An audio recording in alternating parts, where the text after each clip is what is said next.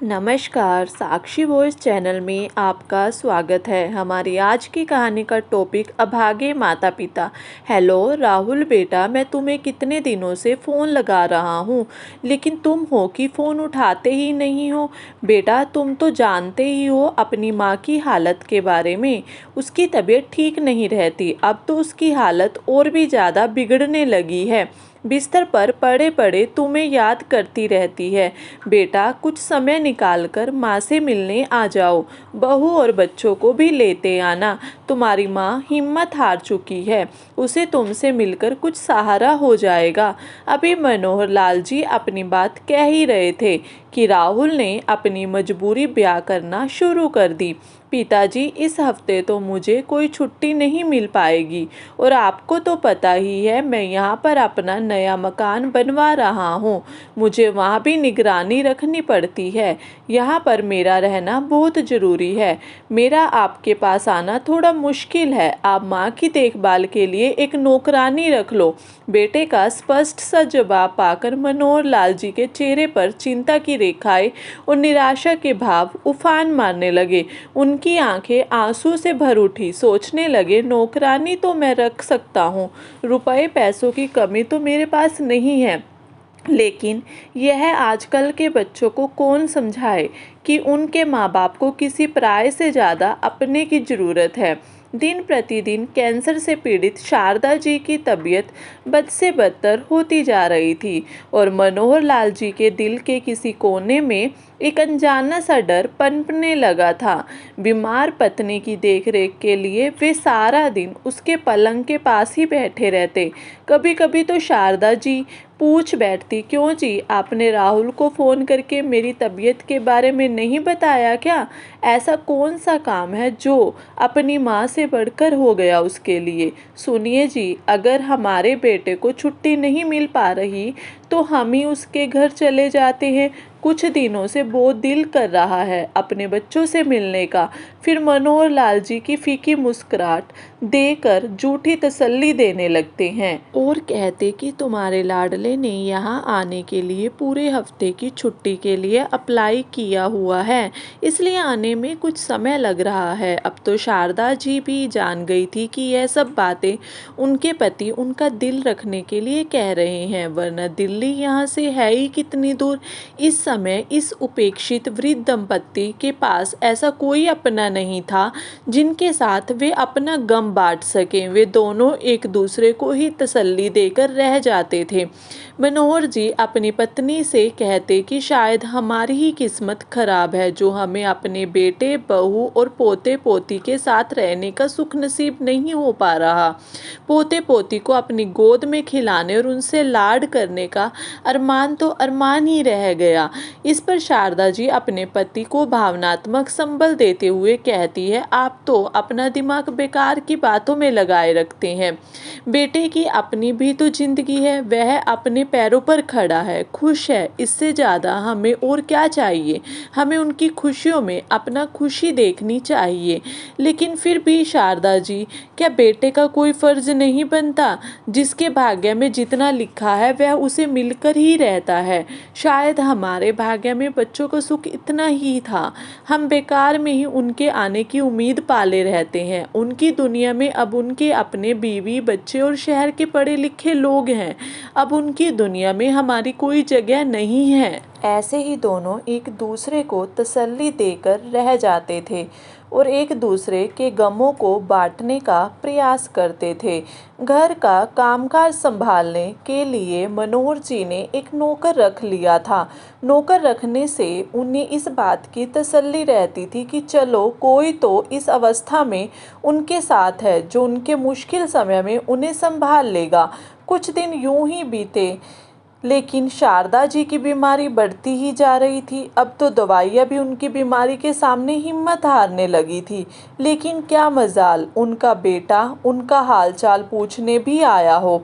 अपनी पत्नी की चिंता में डूबे मनोहर लाल जी ने बड़े भारी दिल से, ना चाहते हुए भी, अपने बेटे को फिर से फ़ोन किया। रुआंसी आवाज़ में बोले, बेटा, तुम्हारी माँ की हालत अब ज़्यादा बिगड़ने लगी है। यहाँ भी डॉक्टर को दिखा दिया, लेकिन डॉक्टर ने कहा है कि तुम्हारी माँ को किसी बड़े अस्पताल में ले जाने की आवश्यकता है। उनको दिल्ली के एम्स हॉस्पिटल में ले जाने की सलाह दी है। उसकी यह हालत अब मुझसे देखी नहीं जा रही। तुम जल्दी से आकर हमें ले जाओ। तुम्हारी माँ को जल्द से जल्द अच्छे इलाज की ज़रूरत है। इस पर बेटे ने जवाब दिया, पिताजी, मैं किसी काम से मुंबई आया हूँ। आप माँ को एम्बुलेंस में दिल्ली के एम्स हॉस्पिटल में लेकर आ जाइए। मुझे 2 दिन लगेंगे वापस दिल्ली आने में। बेटे के कहने अनुसार मनोहर जी शारदा जी को एम्बुलेंस में दिल्ली लेकर आ गए और हॉस्पिटल में उन्हें एडमिट करवा दिया।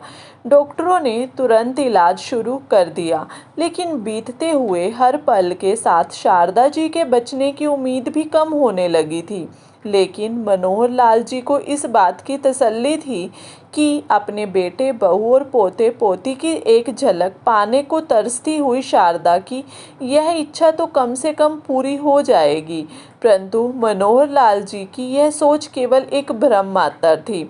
वह हर दिन सूरज निकलते ही दरवाजे पर टकटकी लगाए एक आशा भरी निगाह लिए अपने बेटे का इंतजार करते हैं, लेकिन हर शाम को उनका भरोसा दम तोड़ देता है। हर बीतता दिन अब उन्हें अपने बेटे की फितरत का एहसास करवाने लगा।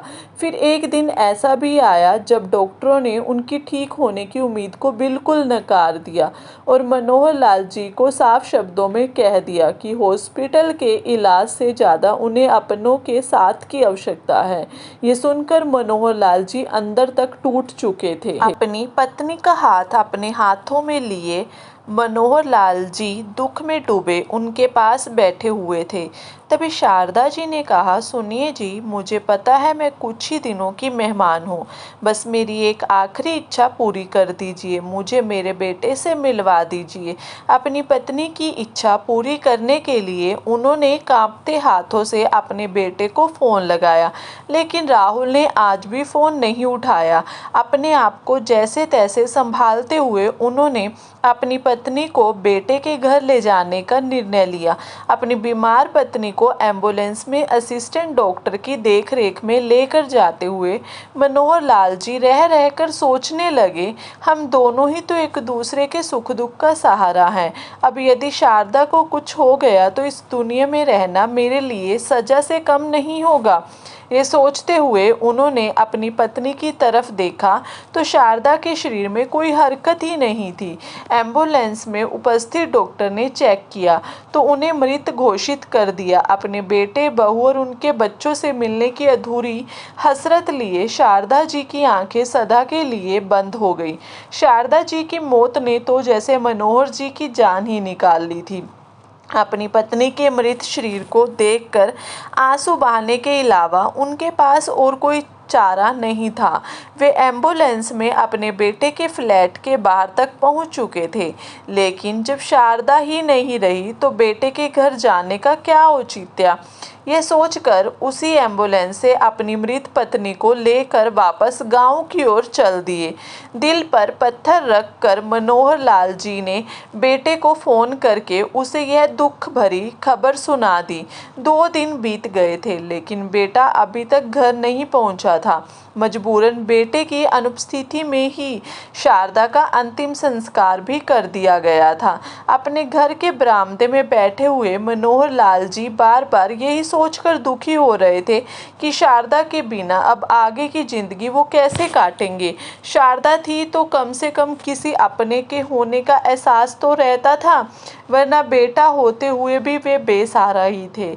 उनके मन में बार बार ये प्रश्न रह रहकर उठ रहे थे, यदि बुढ़ापा इसी दर्द का नाम है तो ये क्यों आता है।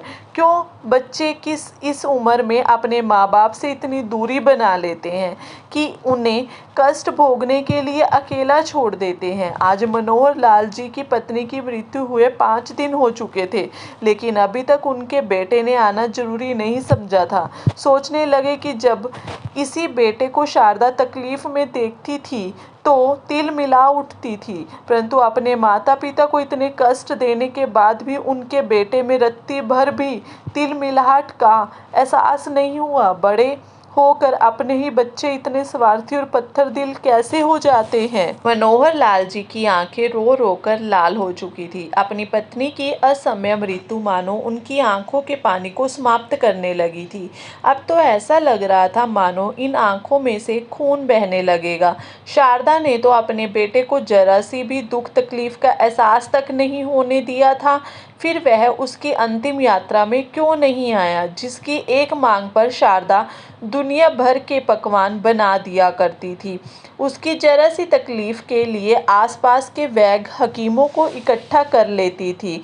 उनकी इच्छा को जुबान पर आने से पहले ही पूरा कर देती थी। उसने तो अपनी ममता में कभी कमी नहीं आने दी थी।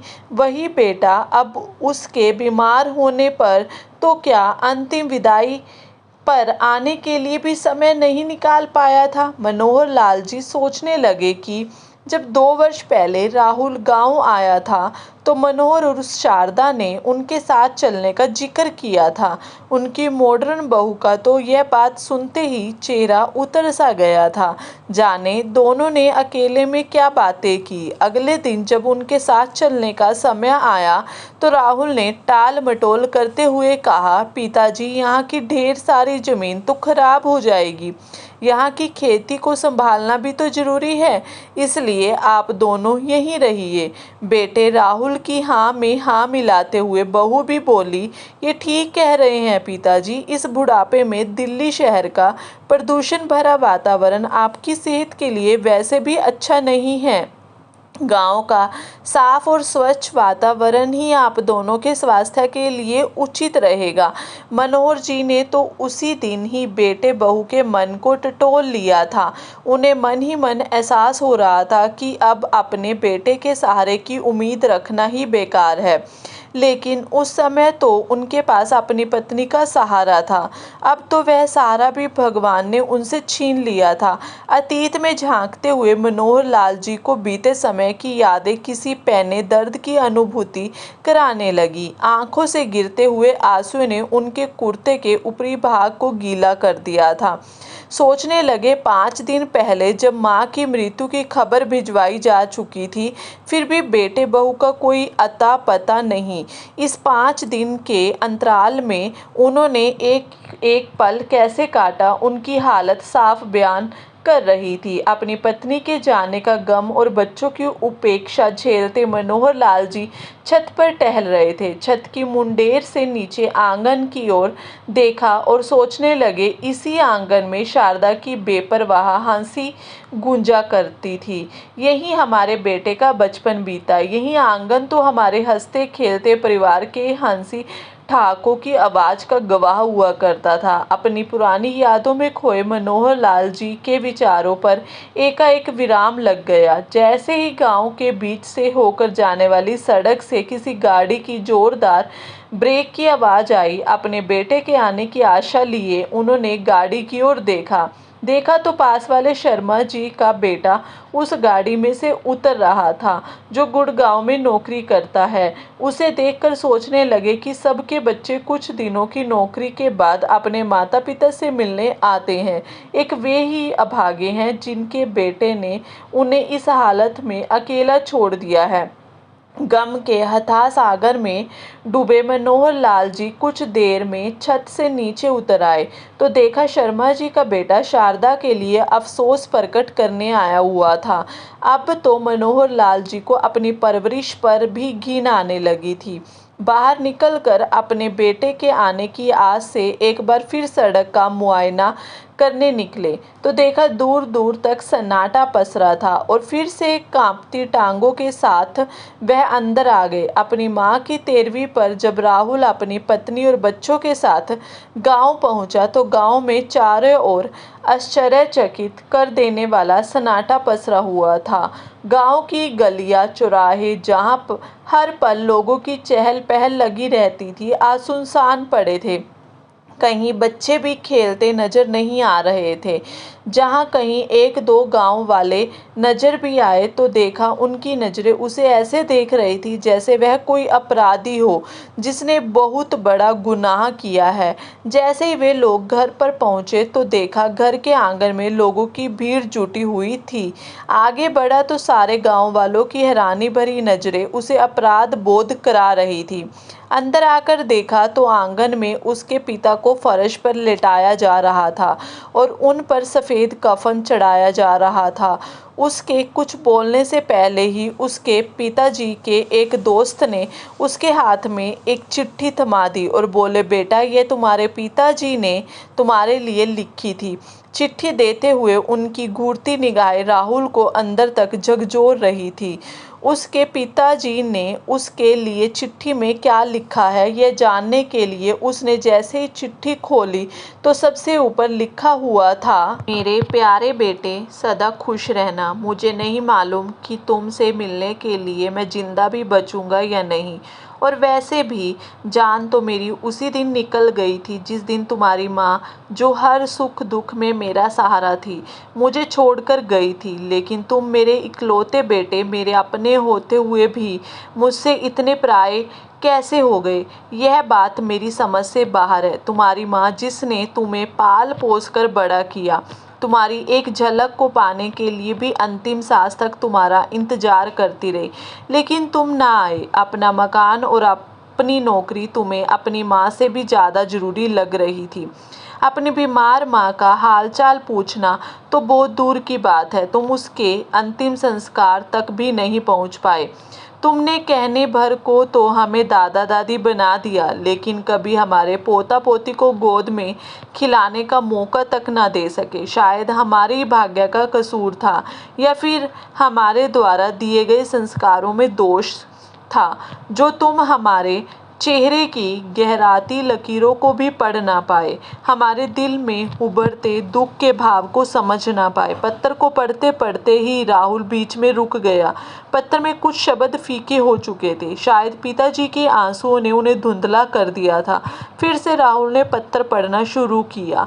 बेटा, मेरी भगवान से प्रार्थना है कि जो दुख हमें इस अवस्था में झेलने पड़े, ऐसे दुख भगवान किसी और माता पिता को ना दिखाए। लेकिन हमारे समाज में आजकल बुजुर्गों की स्थिति को देखते हुए मैंने महसूस किया है कि मेरे जैसे बहुत से बूढ़े माता पिता ऐसे हैं जिन्हें तुम जैसी औलाद के कारण नरक से भी बदतर जिंदगी जीनी पड़ रही है। इसलिए मुझे माफ़ करना, क्योंकि मैंने अपनी सारी ज़मीन और यह मकान वृद्धाश्रम को दान कर दिया है। लेकिन मेरी यह दिल से इच्छा है कि जैसा तुमने हमारे साथ किया है वैसा तुम्हारे साथ ना हो। अपने जीवन के अंतिम समय को मैंने बहुत कष्टों में गुजारा है। आज मैं अपने जीवन का सबसे बड़ा निर्णय लेने जा रहा हूँ। मैं तुमसे अपने शरीर को मुखाग्नि देने का अधिकार छीनता हूँ। चिट्ठी पढ़ते हुए राहुल के हाथ और आवाज़ कांपने लगे थे, लेकिन फिर भी उसने पढ़ना जारी रखा। पत्र में आगे लिखा था, वैसे भी असीम दुखों को झेलते हुए जल तो मैं पहले से ही चुका था। यह शरीर तो केवल दिखावा मात्र है। बेटा, तुम अपनी माँ की तो अंतिम इच्छा पूरी ना कर पाए, लेकिन मैं चाहता हूँ कि तुम मेरी इन इच्छाओं को सम्मान करते हुए मेरे मृत शरीर को किसी हॉस्पिटल को दान कर दो, ताकि यह नश्वर शरीर किसी ज़रूरतमंद के काम आ जाए। हो सके तो मुझे माफ़ करना। पत्र को पढ़कर राहुल के चेहरे पर असीम दुख के भाव तैरने लगे। अपने घुटनों के बल बैठकर जोर जोर से रोने लगा, लेकिन अब इस पछतावे के लिए बहुत देर हो चुकी थी। बाहर से एम्बुलेंस की आवाज़ आई और उसके पिता के मृत शरीर को उठाकर ले जाया जाने लगा। एक एक करके सभी रिश्तेदार और गाँव वाले भी वापस चले गए थे। आपको ये वीडियो कैसी लगी, लाइक और कमेंट करके ज़रूर बताएं और चैनल को सब्सक्राइब करना ना भूलें।